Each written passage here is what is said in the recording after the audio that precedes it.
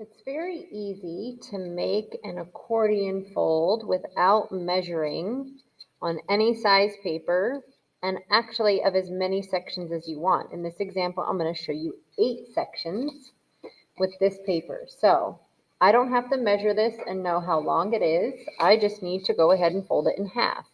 And then I will have 2 sections.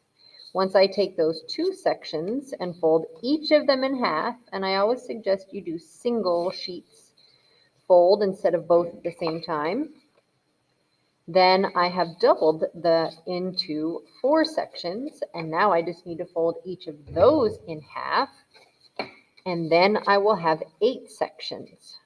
So for each one, take and fold it so that it halves. So I can bring this corner to the center fold, this one into the center fold, try not to do 2 layers at the same time, and bring this one in. Then all I have to do is just potentially reverse some folds so that I don't have anything that's out of line. But this is exactly what I wanted. I have 8 pieces of my accordion fold, and they're all equal.